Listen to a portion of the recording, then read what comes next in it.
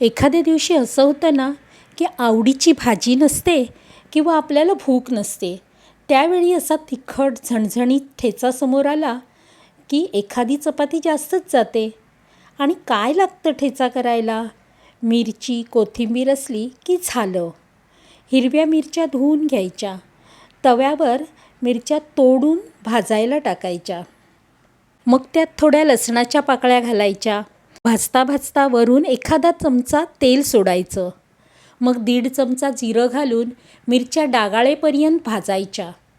जाडं मीठ असेल तर उत्तमच, नसलं तर बारीक मीठ तर आहेच.